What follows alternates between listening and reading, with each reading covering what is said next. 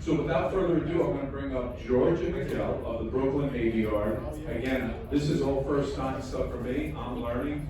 This is a 300-acre facility in Brooklyn since 1801. It has to be interesting just based on those stats alone. Gentlemen, you can stand, you can sit, whatever's more comfortable for you, and I'll get your slideshow up.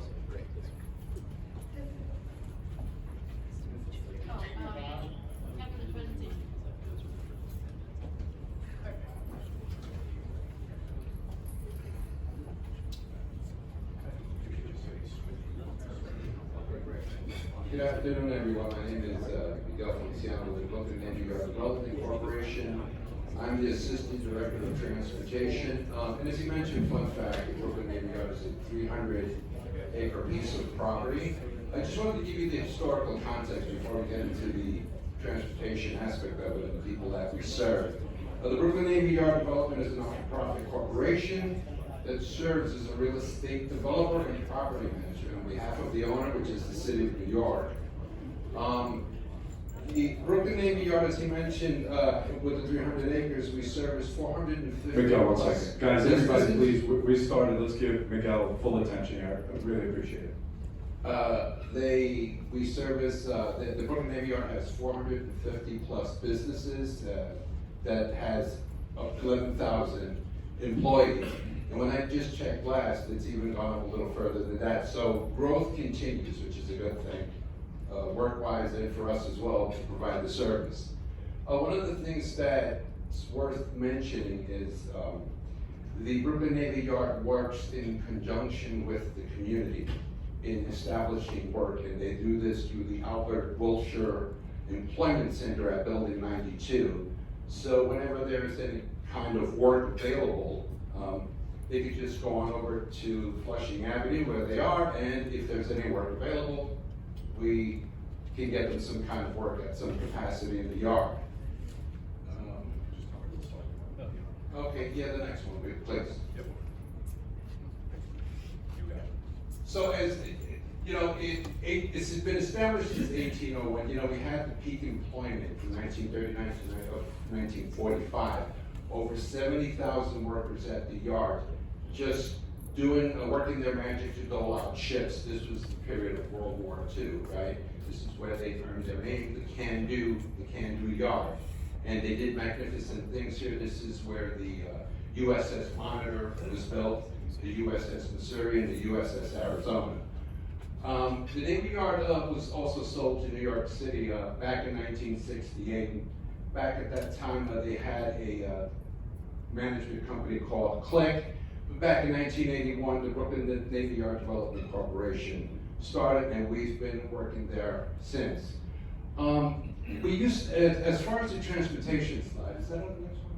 Yeah, I think it is.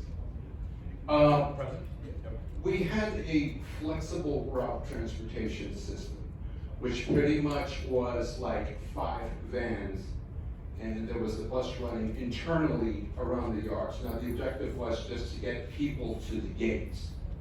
When I got there in 2009, I started as a driver, and we started sort of a hybrid fixed route, if you will, and we sent out buses during the peak hours around 3, 4, and 5 o'clock. Now, if you can imagine, I had a 32-seater bus, and the peak filled up to just 25 people. So, you know, there was plenty of room. You just did your route, and that was that. But since 2014, with the development and the amount of people coming in, the demands had us look at different alternatives. And just to take people out on this last mile route, and I'll pass it on to my colleague who can give you the current stats. All right, thank you, Miguel. So hopefully that history lesson gave you a little more context about who we are, where we are, and how we kind of fit into the grand scheme of things in terms of contributing to the economy in New York. So at the time that we realized our shuttle system was just inefficient, that was around 2014. Yeah, 14. And at that time, stay on track with my notes, We had around 330 businesses employing about 6,200 people. So that system, the shuttle system, was just completely inefficient. If number one, the routes were very long, so headways were extremely long. People frequently didn't even wait for the bus. They just found other modes of transportation and more frequently kind of relied on single-use occupancy vehicles, which is something that we always try to deter. One thing that the focus of the Navy Yard has always been was the development of the property to create jobs. We had a lot of old buildings that were not really utilized to its full extent because of the space. And for a number of years after the Navy Yard was created and managing the property, we operated mostly in warehousing, a lot of shipping. So a lot of our space was really not utilized. There was a transition during the 90s and early 2000s where we tried to shift to a more manufacturing type of business and office space. And that kind of enabled us to bring more jobs and more people. So that 6,200 people that we were currently employing was kind of projected to grow to anywhere between 20 and 30,000 people by 2030 at the culmination of the Yard's master plan. So in order to meet that projected demand, we engaged Philip Habib Associates. They are one of the premier transportation consultants and civil engineering consultants in the city.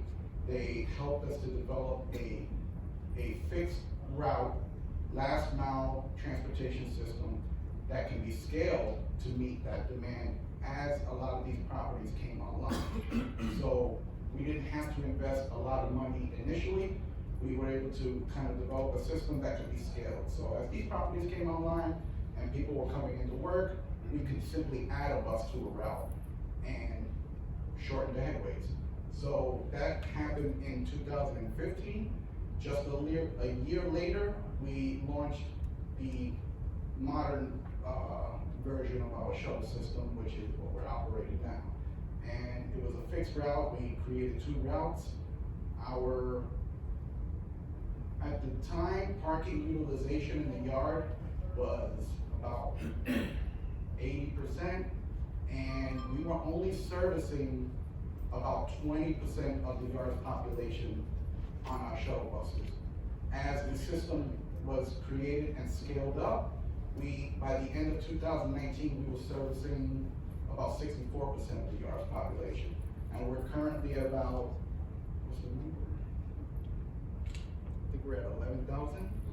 11,000 employees. So there's been significant growth since the time that we launched this current system. So obviously the pandemic put a stop to a lot of the development. By the end of 2019, we were servicing about 343 rides per year and 7,000 unique riders. By 2 months later, by March of 2020, we were like at 8% of our former ridership. We had to reduce service drastically. But happy to say we bounced back. Employment is at an all-time high. At the end of 22, we've actually exceeded our pre-pandemic ridership levels. We currently provided 373,000 rides or trips to passengers and 7,100 unique riders. So we've obviously exceeded pre-pandemic levels. That's a great sign. It shows that we're on the mend, that people are returning to work. So it's a good sign for the city and the future of its economic growth. So, yeah. So this is our shuttle bus. Highly recognizable. We branded it with the people, places, and things that the Navy Yard produces to kind of show the community what it is we are about and what we can offer the city. And I want to talk about kind of a multimodal approach. Obviously, buses aren't the only solution. There's only so many buses you can add to a route before you start contributing to the problem. And the goal has always been to minimize the use of single occupancy vehicles. Our goal was never to create more parking, it was to develop the property to create jobs. And so there's no parking on in our master plan, or at least to supplement what we already have. So what we did was we partnered with, New York City Ferry, and is Franny still here? So we partnered with New York City Ferry, and in 2019, we launched, a ferry landing that is connected to their Astoria route. That was very important to us because it actually widened our, distribution for passengers. We were actually able to now service passengers that are coming in as far as, New Jersey, right, through Lower Manhattan. Another thing we did was partner with City Bike. And with that partnership, we were able to offer about 174 docks that were exclusively available to just BNY tenants. And further, a further amenity with that partnership was a partial subsidy. BNY tenants are able to actually partially subsidize their employees and pay half of the subscription cost. I believe the subscription is like around $205 a year, Right. but if you were part of this program, you're only paying $102. Right, if I can interrupt for just a moment, I think this is great context, because if you see the Navy Yard, that's the 300 acres there, but this is the two services that we cover, the Dumbo. Oh, I'm sorry. The Dumbo and the Atlantic area. And, you know, I mean, we went around and started to even look at where the city bikes was, right, in consideration for the multimodal options. And we even thought about scooters or whatever it is, and if there's flying cars and hovering machines, we'll probably consider that too, right, somewhere down the line. Okay. Right, so we definitely, to that point, we definitely have an eye on other mobile opportunities. So we know that there's currently a e-scooter program in the Bronx. We've been in communication with the members that are involved in that program. Showed our interest to them in bringing that program over to Brooklyn. So that's something that we hope comes to fruition in the near future. And always kind of looking at what these options are. Another thing that we did was partner with one of our tenants, Spanish Studios. You might have heard of them. So they recently constructed I think a 400 car garage on our site, and we partnered with them to make 200 of those spaces available for free for BNY tenants and also to visitors. So that kind of gives us a nice overflow for parking. Another thing that we did to kind of deter people from parking in the yard was raise our parking rates. It is a private facility. Anybody that's bringing a car into the yard at one time, they were only paying $50 a month, which is well below the market standard. We raised that rate to $125 a month. We do understand that bringing a vehicle is an important aspect of some people's businesses, so we don't want to completely take that away. But parking is at a premium, and pretty much gonna have to pay for it. We do have other options. We have the bus, we have the ferry, we have bikes, and whatever else have become available, we'll bring them in. So, and our garage was, I think, launched in 2019, so I'm sure it falls. I'm sure it's compliant with the current laws, with the inspection laws. So, I think that's pretty much it. Yeah. And I just want to mention, if you, the history piques your interest, definitely go to our website, brooklynavr.org. Go to the visitor link. There's fascinating information there. Building 92, they have a mini museum, and they know a lot more than I do about the history, so definitely check it out. Right. And we're on the operational side, so we can go on at length on what it takes to run the system. But if you have any questions. Yeah, we have time for questions, please. Anybody out there has a question? George, Miguel? We've got a few questions, the mic's right in front of you. I have a nice loud voice. You may have to turn it on. My husband hates it. He loves it. Yep. I just wanted you to speak briefly about the automated busing. If you could, back in the day, I know it wasn't a formal part of the presentation, but I wanna know more about it.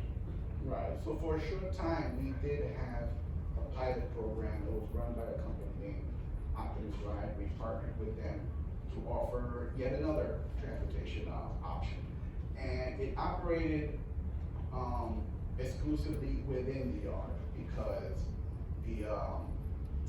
the city would not allow it to leave the premises. And it was an small automated vehicle, kind of like a golf cart.